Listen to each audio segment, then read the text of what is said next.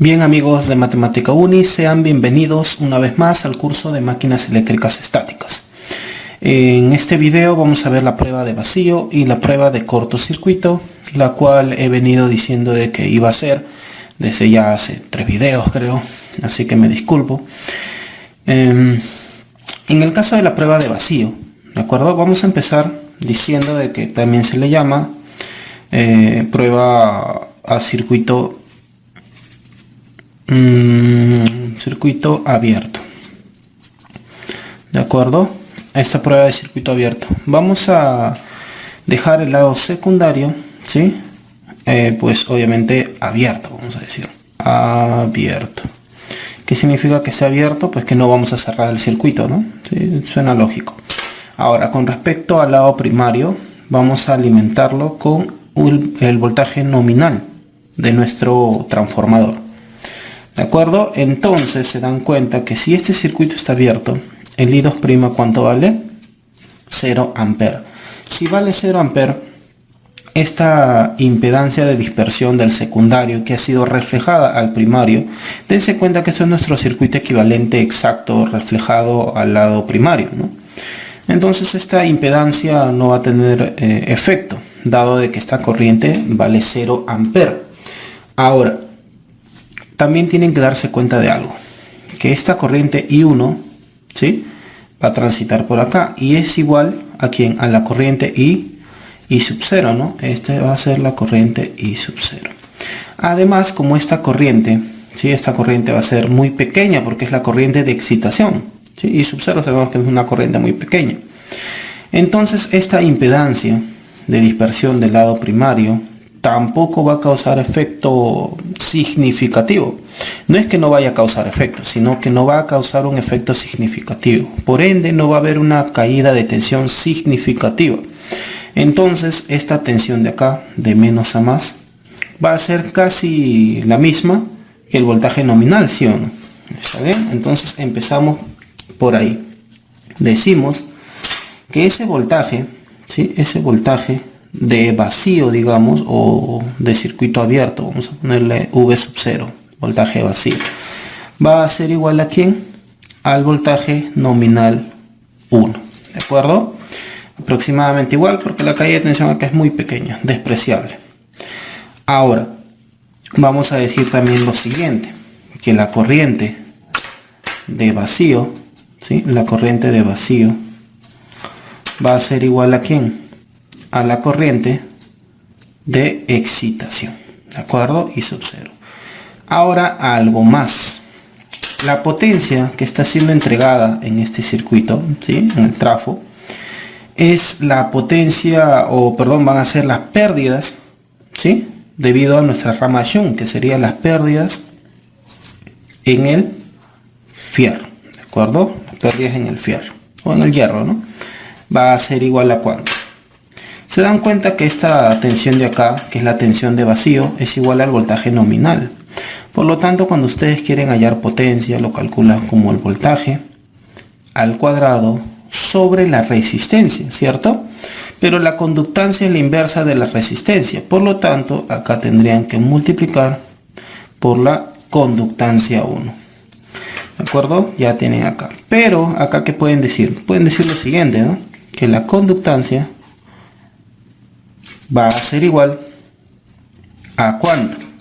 A la pérdida en el fierro dividido entre el voltaje nominal al cuadrado. ¿De acuerdo? Listo. Entonces ya tenemos nuestra primera igualdad para poder encontrar todos nuestros parámetros.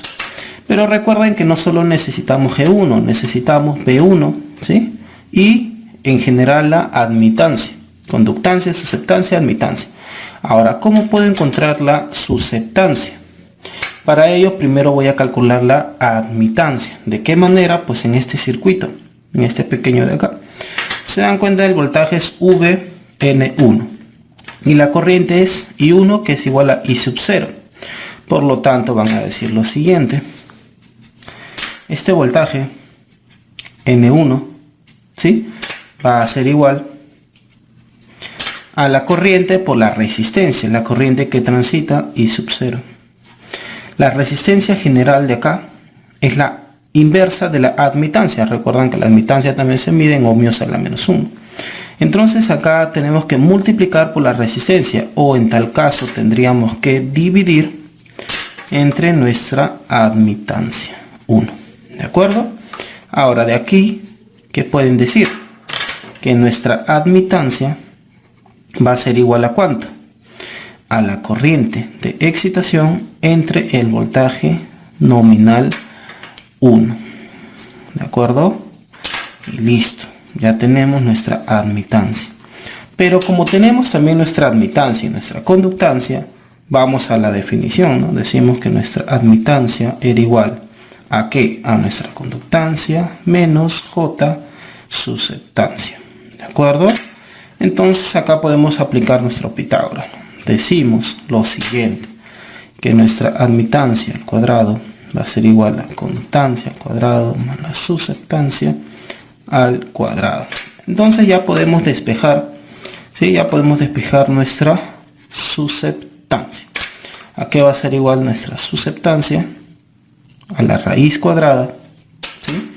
De la admitancia al cuadrado menos la conductancia al cuadrado. Pero la admitancia, que es igual I sub 0 entre el voltaje nominal 1.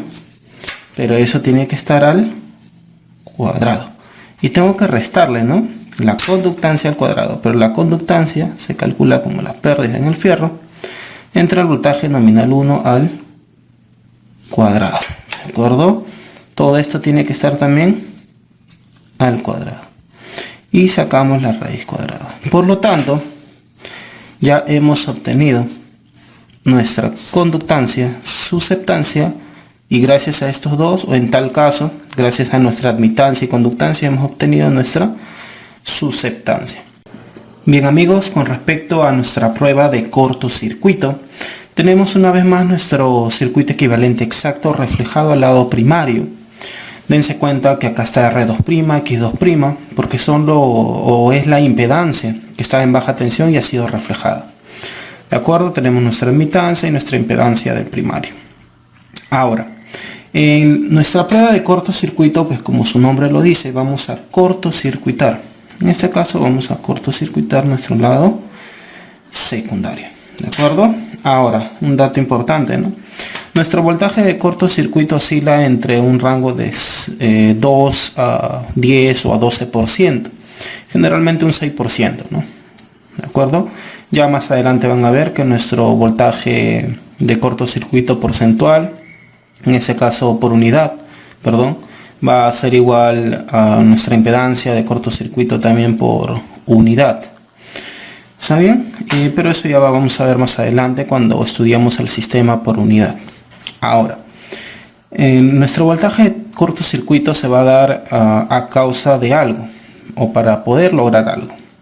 Vamos a lograr que esta corriente I1, ¿sí? Nuestra corriente de entrada, va a ser numéricamente igual, ¿sí? A nuestra corriente nominal. ¿De acuerdo? En la prueba de vacío el voltaje era el voltaje nominal, ¿sí? El voltaje de entrada. Ahora nuestra corriente va a ser la corriente nominal. Para que se dé la corriente nominal y a la vez cortocircuitado, vamos a encontrar acá un voltaje de cortocircuito, ¿de acuerdo? Vamos a tener nuestro voltaje de cortocircuito. Cosa que cuando realicemos la prueba de cortocircuito vamos a tener esos datos, gracias a nuestros medidores, ¿no? Ahora, dense cuenta lo siguiente, que de por sí nuestra corriente de excitación ya de por sí es pequeña. Ahora, nuestro voltaje de cortocircuito estoy diciendo de que va a oscilar en un 6%, o sea 0.06 veces nuestro voltaje nominal. ¿Qué quiere decir? Que cuando analicemos las pérdidas en el fierro, estas van a salir pues muy pequeñas. Por lo tanto, vamos a despreciar las pérdidas en el fierro. ¿De acuerdo? Entonces, redibujando este circuito quedaría de la siguiente manera. Además, dense cuenta, si obviamos esto, ¿sí? Decimos que no existe, en tal caso sería nuestro circuito equivalente aproximado. Tenemos solamente nuestras impedancias y como hemos visto en la clase anterior, Z1 más Z2' nos daría nuestra impedancia de dispersión equivalente, ¿de acuerdo? Nuestra impedancia equivalente. Muy bien, entonces vamos a poner acá que tenemos nuestro Z equivalente, el cual está conformado por una resistencia y una reactancia, ¿de acuerdo? Decimos nuestro Z equivalente va a ser igual a ¿cuánto? Nuestro R equivalente más un J X equivalente también. Listo. Ahora, ¿qué corriente está pasando por acá? Decimos que es la corriente nominal 1 y a la vez el de baja está, perdón, el secundario está cortocircuitado. Y acá tenemos nuestro voltaje de cortocircuito. Perfecto. Decimos entonces que nuestro Z equivalente, ¿sí?, numérico, lo podemos calcular simplemente dividiendo nuestro voltaje de cortocircuito sobre nuestra corriente nominal 1. ¿De acuerdo? Entonces ya hemos obtenido nuestro Z equivalente, ¿sí? Pero para poder obtener de manera fasorial necesitamos calcular el R y el X equivalente. Para ello vamos a apoyarnos en los datos que nos puedan ofrecer, por ejemplo las pérdidas en el cobre. Estas impedancias son debido al cobre, a nuestro devanado, por lo tanto vamos a decir que las pérdidas en el cobre van a ser igual a la corriente que transita, ¿sí?, que sería la intensidad nominal elevada al cuadrado por la resistencia equivalente, ¿de acuerdo? Por nuestra resistencia equivalente. No voy a poner por la impedancia equivalente, ¿no? Es por nuestra resistencia. Entonces, ¿qué podemos decir de acá? Que nuestra resistencia equivalente la podemos calcular como nuestras pérdidas en el cobre entre nuestra intensidad nominal 1 al cuadrado. ¿De acuerdo? Ya tenemos entonces nuestra resistencia equivalente. Y al igual que en el caso de la prueba de vacío, podemos decir acá lo siguiente, que el Z equivalente al cuadrado, a que es igual al R equivalente al cuadrado, más el X equivalente al cuadrado. ¿De acuerdo? Entonces, despejando nuestra reactancia equivalente, decimos que es igual a ¿cuánto? El Z equivalente al cuadrado. Nuestro Z equivalente, voltaje de cortocircuito entre la intensidad nominal 1. Todo eso tiene que estar al cuadrado. ¿De acuerdo? Al cuadrado. Menos, tenemos que restar nuestra resistencia equivalente al cuadrado. Pero nuestra resistencia equivalente vale pérdidas debido al cobre entre la intensidad nominal 1 al cuadrado. ¿De acuerdo? Y todo esto de acá tiene que estar al cuadrado. Pero estoy teniendo solo la diferencia de cuadrados. Pero como está x al cuadrado, tengo que sacar la raíz cuadrada de todo. Se parece mucho al caso anterior, ¿cierto? Estamos aplicando Pitágoras, ¿no? ¿Sí? Algo muy simple. Por lo tanto, con la prueba de cortocircuito podemos encontrar nuestra impedancia equivalente. ¿De acuerdo? ¿Por qué digo que podemos encontrar nuestra impedancia equivalente ya de modo fasorial? Porque tenemos nuestra resistencia y nuestra impedancia, formas numéricas. Gracias a estas dos podemos obtener nuestra reactancia. Es más, solo con estos dos podemos encontrar de frente nuestra impedancia de modo fasorial, ¿no? Sabemos que el coseno del ángulo, ¿sí?, el ángulo es igual a R equivalente entre Z equivalente. Lo hemos visto también en la clase pasada. Entonces, nuestra prueba de vacío, en conclusión, nos va a ayudar a encontrar qué parámetros: nuestra conductancia, susceptancia y nuestra admitancia en general, ¿no? Ahora, ¿qué nos va nuestra prueba de cortocircuito? ¿Qué nos va a permitir hallar? Nuestra impedancia equivalente, ¿de acuerdo? Ahora, si la prueba de cortocircuito se realiza en el primario, generalmente es alta, ¿de acuerdo? Generalmente la prueba de cortocircuito se da en alta. Entonces vamos a encontrar nuestra resistencia equivalente, nuestra impedancia equivalente en el lado primario. Si nuestro voltaje de cortocircuito es en el lado secundario, entonces vamos a encontrar nuestra impedancia equivalente en ese lado. Pues bien amigos, eso es todo por este video. En el siguiente video, como les había prometido, íbamos a resolver problemas, ¿de acuerdo? Sin embargo, ya para culminar con esta fase teórica, vamos a ver la eficiencia del transformador o cómo calcular la eficiencia del transformador, al igual que la regulación. ¿De acuerdo? Entonces, hasta el otro video y espero les haya gustado y les haya servido.